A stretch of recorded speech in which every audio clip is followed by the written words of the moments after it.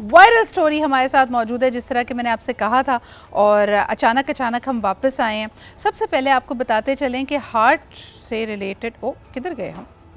Okay, सबसे पहले आपको बताते चलें कि हमारे साथ जो आज मेहमान है, she is not from Pakistan, she is actually from Germany visiting Pakistan and she is a well known cyclist. इनके बारे में आपको बताऊं कि ये कराची बाइसिकल पे सवार ही पहुंची। इन्होंने पहले तुर्की से सफ़र का आगाज़ किया, जहां पे इनकी मुलाकात इनके फ़ादर से हुई। अभी तक बहुत सारे ममालिक, खुसूसन अगर मिडल ईस्ट की बात की जाए तो उस पर अपनी साइकिल पर सवार ये सफ़र कर चुकी हैं।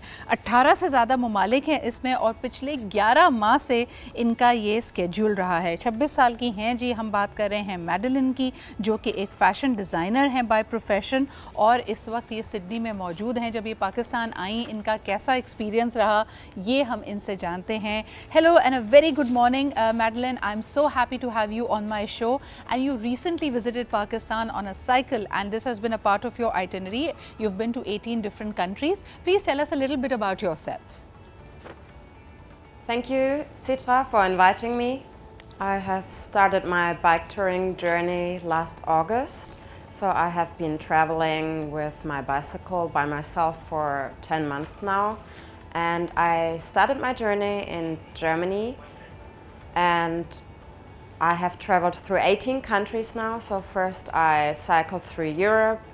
And then I cycled through the Middle East, and about 11 days ago I finally arrived in Karachi. Wow. So Madeline, tell me a little bit about your the story of your father as well, because we're told that you visited him first in Turkey, and that's when it started, that it took you around the Middle East and you landed in Karachi as well. Please tell us and share with my viewers the story of your father. So I have been bicycle touring with my bicycle for about 10 months now. Last year in August, I started my journey to cycle from Germany to Turkey to meet my father for the first time. I actually have never met him before, and I did not know about his identity until I was 26 years old. So last year I finally decided to go on the journey from my old culture, Germany, to my new culture, Turkey. So I crossed Europe on my bicycle by myself. I mainly slept in my tent or slept at hosts in the different countries. After 4.5 months, I finally arrived in Turkey. I met my father in Kayseri and also my Turkish family, and I spent about 7 weeks with my father, which was wonderful. And afterwards I decided I cannot stop this journey now. So I went to the Middle East. I cycled through Jordan, Saudi Arabia, UAE, and finally I took the plane to jump over the water and arrived in Karachi about 11 days ago. And yes, I'm really happy to be here in Pakistan. I have never been here, and it is fun to explore the city, experience the culture, and taste the food. Madeline, I am almost borderline envious of you, because you've got so much perspective. Imagine actually moving through the Western cultures, touring Europe, and then moving into the eastern side of the world. And of course, Turkey in your story and in your tour has had a very special place. First and foremost, you met your father there, and then interestingly, you were able to continue your journey in East, and as you said, your new culture. But tell me a little bit about, a woman tourist touring the world on a bicycle. I'm sure it has had its own fair share of difficulties and challenges. What were some of these challenges? Traveling solo on my bicycle is of course very challenging. It's not only physically but also mentally challenging. You spend many hours by yourself. Often I don't know where I sleep in the evening, where I can go to the bathroom, what I will eat. And of course, as a woman, I also have to take precautions that my campsite is safe, or that I can trust my hosts. That's indeed some of the things that people need to be mindful of, whether you're a man or a woman. I think it applies to everyone. You've already told us when you arrived in Karachi. What happens after Karachi? Where are you headed off, and what will be the next stop in your journey? What are some of the unique memories you made in Karachi, and has it actually motivated you to continue touring the world on a bicycle? I have been in Karachi for about 11 days now. I really like how lively the city is.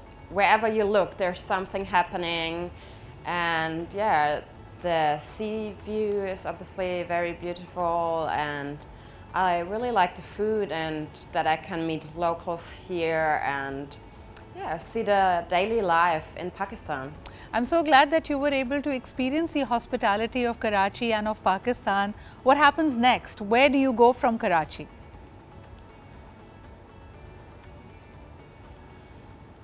My next plan is to cycle from Karachi to Lahore, and then I want to cross the Wagah border to India to continue my journey further through India, Nepal, and finally to the Philippines until I am back home in Australia, where I have been living for 10 years now. Right.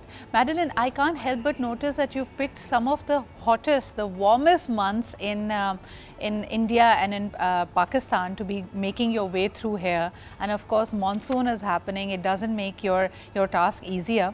But you is definitely an inspiration. You're following your heart. You're following your calling. What's your advice to other, cyclists and other people who'd like to tour the world on a cycle? What would be your advice to them? My message for travel enthusiasts is that you should not overthink it. You should not try to plan ahead too much, because especially traveling by bicycle is more like a spontaneous thing. Any person could invite you to have lunch or coffee at any time, so it is better to not have a strict schedule. And I also want to inspire and empower women with my journey, and I want to show you that we can do anything a man can do. Right, and you immediately, I think you've led the cause by example. But tell me something, you mentioned that people could invite you for a meal or a cup of coffee.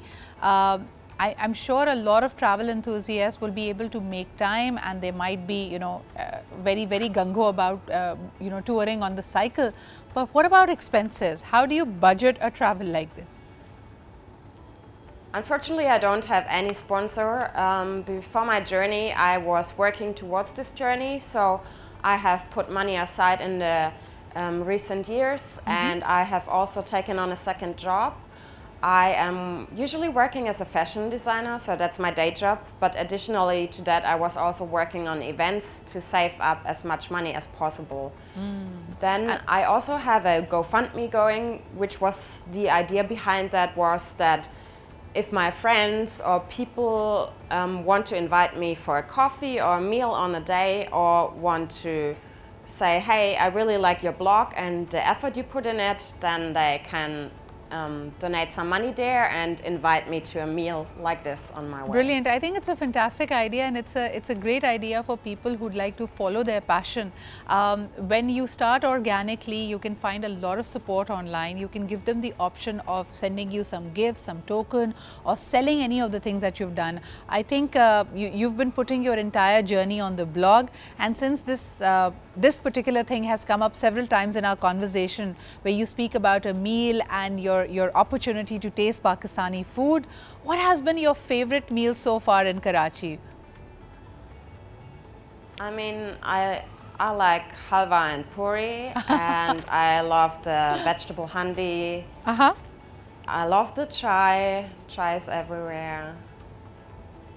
And of course, aloo paratha. Oh, aloo paratha. I'm glad that you like it, and you sound like a vegetarian to me. So please tell me one more question. Cycling has recently picked up all around the world. I mean, the infrastructure and the weather in the European countries makes it far more popular than it does in this part of the world. But during the COVID, a lot of people took it up. So any advice to people who would like to get into cycling and have not done that so far? Like for a matter of fact, I don't know how to ride a bicycle. What would your advice be to me?